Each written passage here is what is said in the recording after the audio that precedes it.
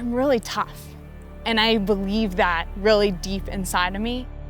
There is no one who can outsuffer me. There is no one that is tougher than me and is willing to go as deep as I will.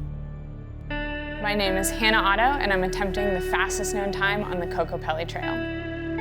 I know I can get this time. I just don't know how many things I can have to overcome and still get this time. The Kokopelli Trail is 137 miles from Moab, Utah to Loma, Colorado. It has 16,000 feet of elevation gain. The current FKT is set by Kate Boyle, and the current time is 13 hours and 7 minutes. I think in many ways, these attempts are the purity of cycling. It's just me out there, 100% self-supported. Everything I carry in, I will carry out. I will receive nothing out there, and I will not drop anything out there. I have no water caches. I'll filter my own water. I will have a film crew though, and there is a small percentage of people who think that if there's a film crew out there, the FKT doesn't count. And that's okay. I'm not here to argue that. I do want to clarify that the film crew will give me zero support.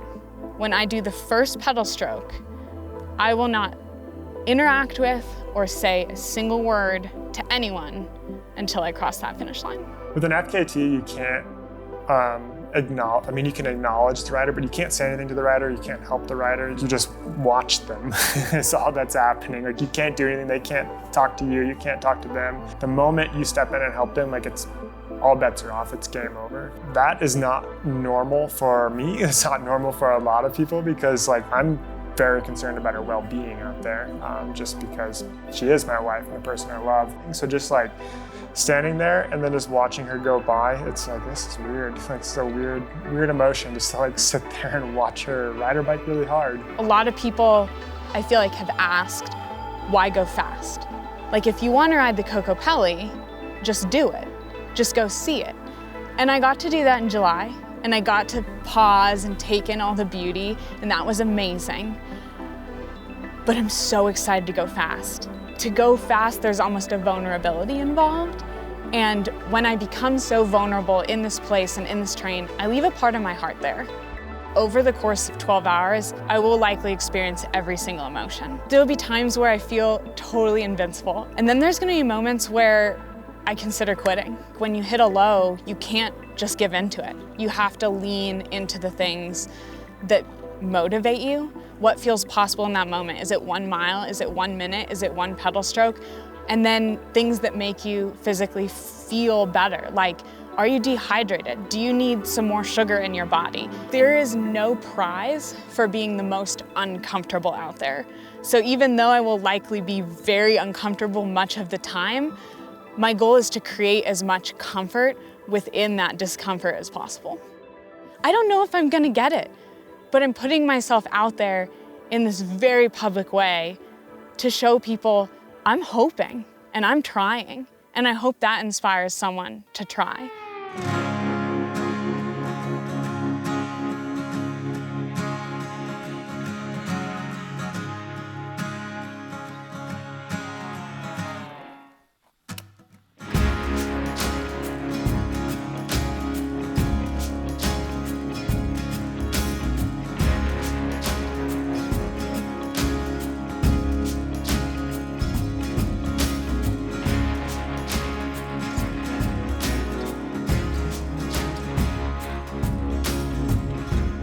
Before the Scout, I knew it would be a hard day. Leaving the Scout, I had a whole new respect for just how challenging this would be. You climb straight out of the gate, about 4,000 feet starting at 5 a.m., and it'll take about 2 hours.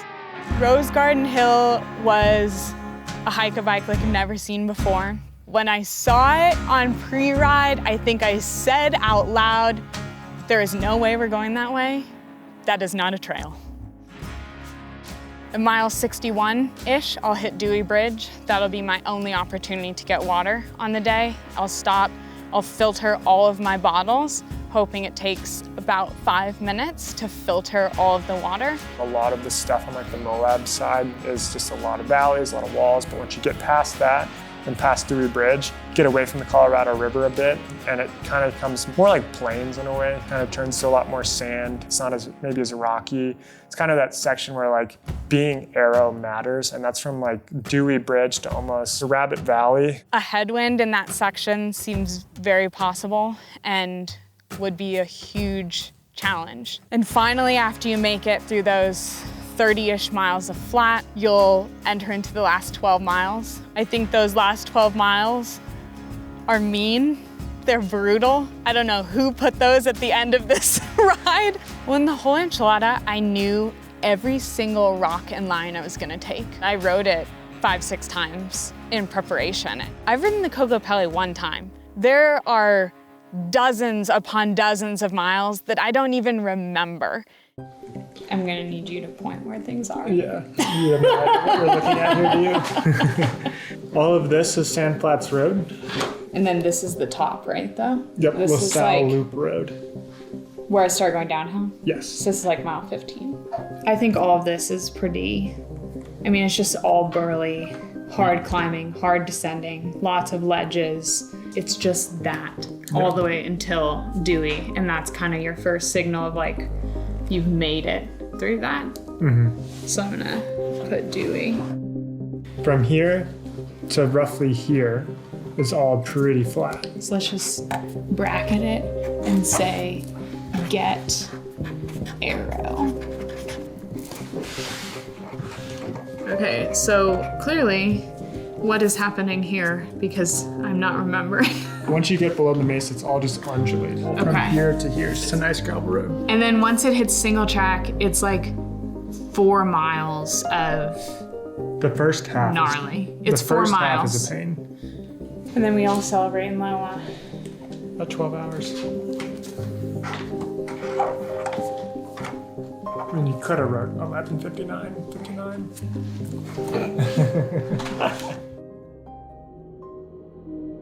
I have been waking up in the middle of the night all week this week thinking of something else that either I haven't thought of, that I need to perfect, or that could go wrong. I think that something of this magnitude is literally impossible to do alone. So even though I will physically be alone out there, every decision I've made has been with the help of somebody, and largely that somebody has been my husband, Clayton. We scouted it together in July, and we've spent many of nights going back and forth between tire choices, equipment choices, glove choices, like all these nitty-gritty details. Which gloves? It's probably the biggest question for me. I think it's going to be a morning of decision, but probably the heavier ones. Yeah. I just feel like my hands are going to be the coldest thing of all, and there's no point in suffering for no reason. Yeah. You know what I mean? Now we get to see how many of these I can fit. How many can we fit? Nothing else fitting in there. Then we're going to have to get more creative. So that's going in there. And then I have tire plugs, my sausages. This feels ridiculous. I think that's like max capacity of this. The rest pack. of this is going in your pockets? Well, so now that's what we have to figure out now, right? I can really spiral into overthinking. That was a big thing even with the weather. I was getting so spun out trying to decide what I thought the best weather day would be, and I finally turned to Clayton and said, just tell me what day race day is. When you have a race, doesn't matter what the weather is, you just do it. As a racer, she has a race schedule. She has to do this at a certain time. We don't have this opportunity to like push it back a week. We're dealt with whatever we're dealt. The original plan was to do it on Monday, October 30th. The temperatures starting in the morning on October 30th were supposed to be like 23 degrees down here in Moab. By the time you get up to LaSalle Loop Road, right there at the bottom of Hazard. It's gonna be 15, if not colder. It's not feasible to start at 5 a.m. on October 30th and 23 degrees down here. Like, you can't start in that cold of temperature and expect to be okay. So we made the decision pretty last minute, pulled it forward to the 29th on Sunday. The Sunday forecast was supposed to be like 35 degrees by the time she was starting at 5 a.m. 9-day difference. Like, that felt like, all right, this is doable, 35 degrees. It's not freezing. It is gonna be cold up at the top of the Hazard, but it should only be like 20 degrees, if not a little bit warmer. All right, Sunday's the go, we'll make it happen.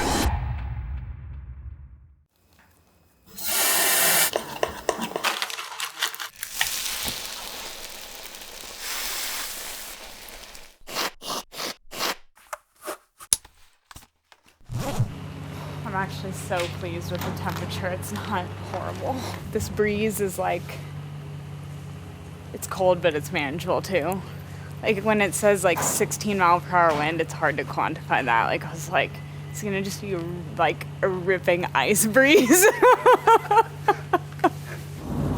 So I'm kind of leaning towards the warm gloves, but I don't think I need hand warmers. Probably do need hand warmers. Yeah. But I think to not go with the warm gloves would be a risky move. I think you're gonna hit snow at the top. Be prepared for it. Yeah.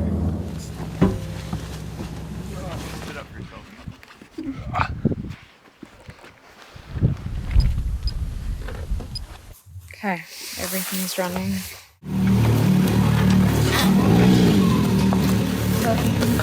Good luck. Go crush it.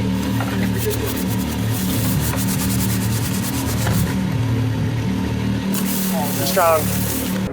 Hey, I'm starting. Go get it.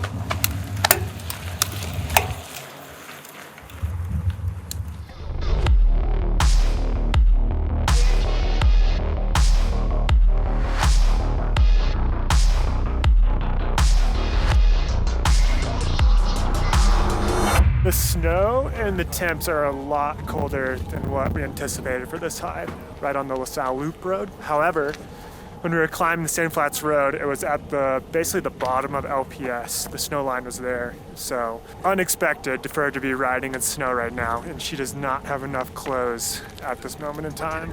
We're all frozen standing up there, and we were just hoping to see her light just around the corner. Sure enough, it did. I wasn't sure if she would continue going, just with how cold it was. It was saying on the dash of the truck 17 degrees, and it felt a lot colder than that with how fast that wind was ripping up there. I think a lot of people would have pulled out. As an athlete, there's a difference between wanting to call it off and actually entertaining the idea. I'd be lying if I didn't say that, yeah, I really wanted to call it a day. But no, I never actually thought I would stop. I just had to hope that it would get better.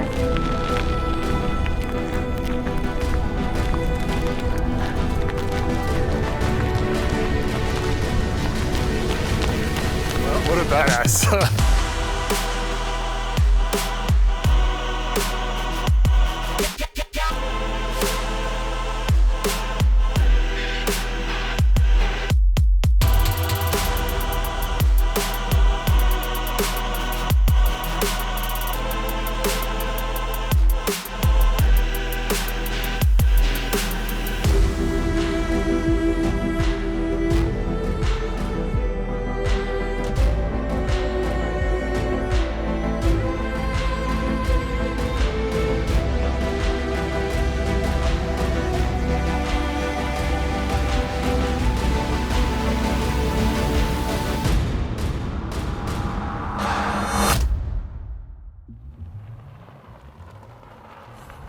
Coming into Dewey Bridge was a moment of reality for me, and I was really working hard to keep my emotions in check.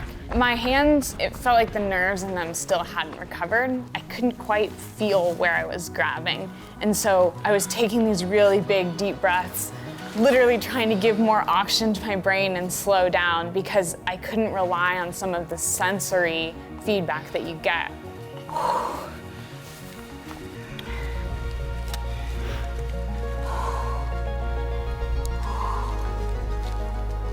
One of the things that Clayton and I talked about before this attempt was when you come to Dewey, and you filter water, all of your water better be gone. Dewey was the only spot I could fill up. So if I wasn't on empty, I wouldn't be able to replace that. When I opened the pack and saw how little fluids I had given my body to sustain itself, it was scary. And in those moments, you just have to know that it's temporary. You have to understand that there is an end to this emotion and it will get better. And that belief and hope in getting better is what drives you forward.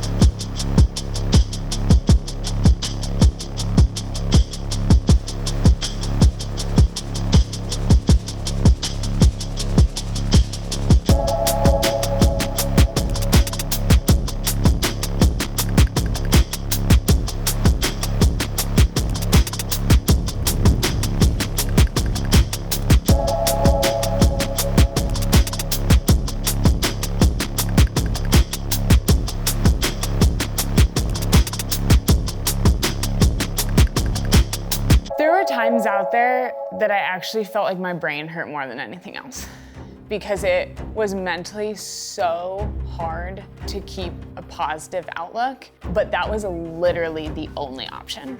If I gave in to the negativity, it was over. I felt like I was in many ways negotiating with the wind even. There were times when out loud I would say, please, just give me 5 minutes, just 5 minutes of no headwind. And it never came, but I kept hoping.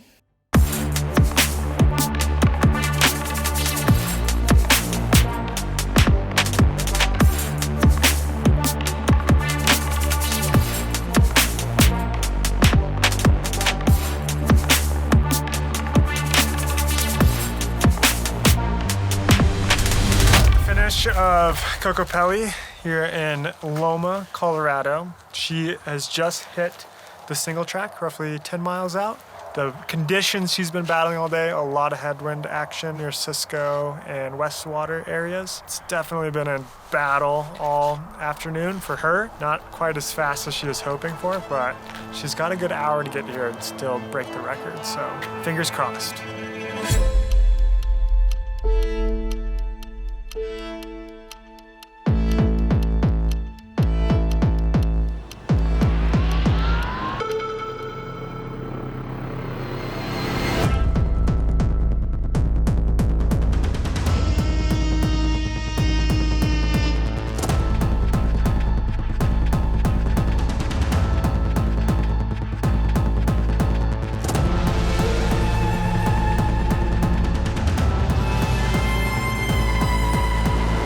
I knew those last 12 miles of single track were going to be insanely difficult. There's massive 3-4 foot ledges that I'm trying to lift my bike up on. And there's one in particular. It was hard in pre-ride. And Clayton and I actually stopped there and analyzed it, and we figured out that the only safe way for me to do it was if the bike was between me and the cliff. I took one step up there and my whole body kind of wobbled, the weakness came over, and I thought for a second I was gonna fall.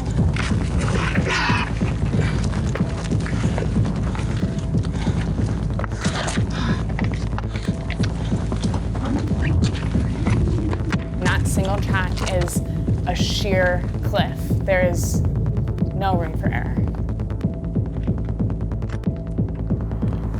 She's got to go. This is going to be tight.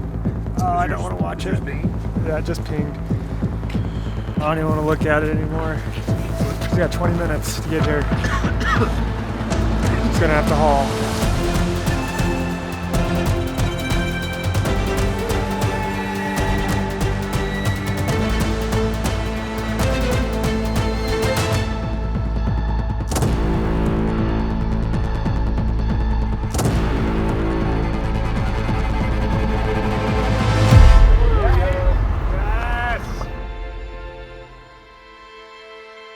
When you go for some of these ultra challenging things, you really have to limit what you're willing to take in.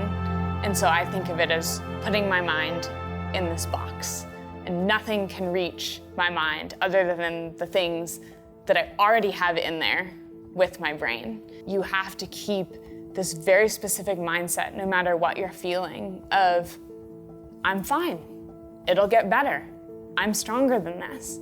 And I think that's why also the finish was so intense yesterday, is because after 13 hours, it was the first time I could let my mind out of that box.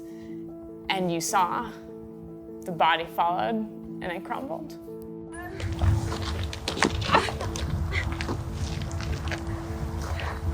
Oh my goodness. That was the hardest thing I've ever done. It looked like it. The temps are insane, girl. The weather was absolutely... It could not have been worse conditions.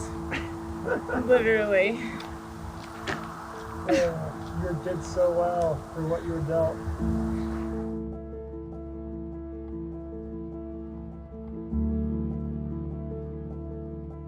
When you attempt something like this, you form a strong bond with the trail, and you have to really respect the trail and respect the challenge.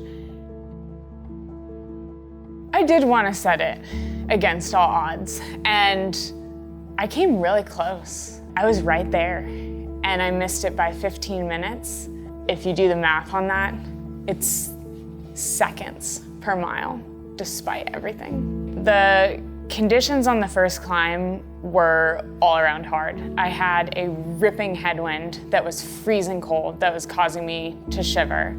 I was in 2 to 3 inches of snow at some points, and ice. So I was riding all over the trail trying to find traction, a clear place to ride, and I actually put out 35 more watts than I did in pre-ride earlier this summer, and I was 3 minutes slower than that day. So that just shows how intense the elements were and how much it was slowing me down. I was shivering so much that I knew I was also burning more calories, and it was difficult to control my bike. And I had no dexterity left in my hands. So I was shifting with my palm, and I didn't have the ability to reach up with my thumb to use my dropper post. And just when I thought that was the worst it could be, I went to take a drink of water and realized all of my water had frozen.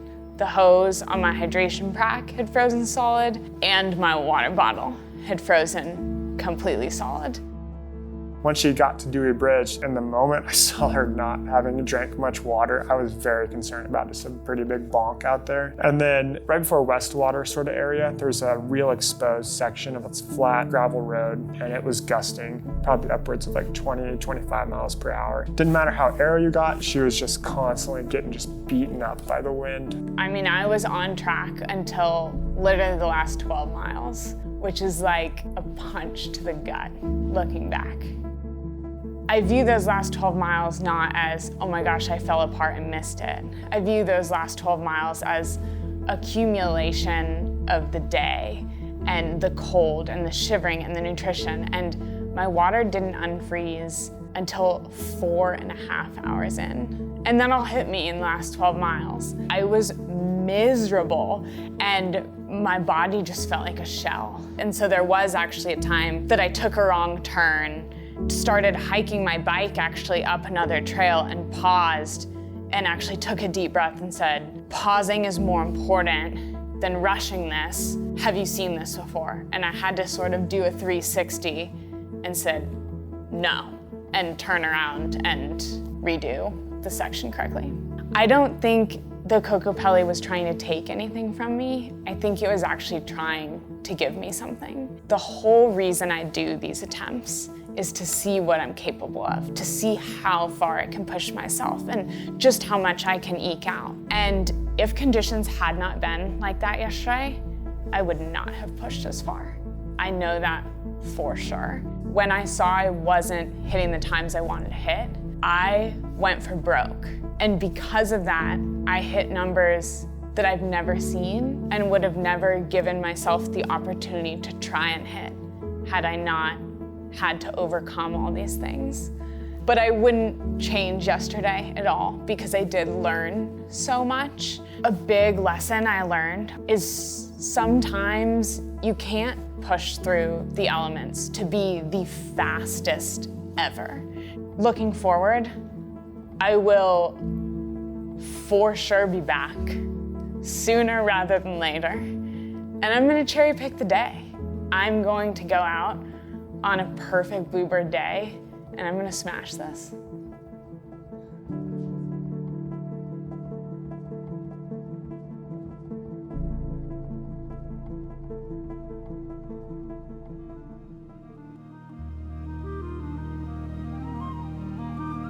The last attempt hit me really hard.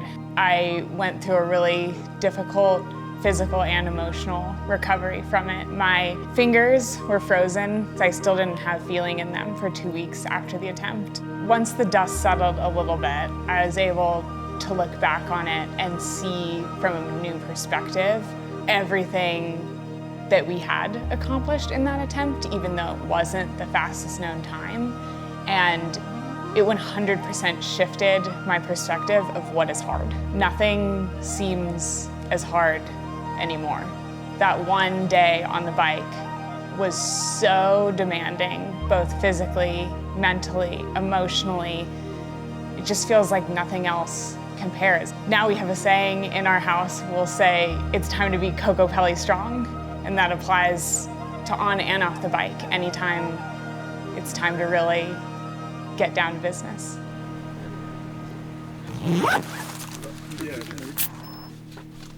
I love you. Go get it.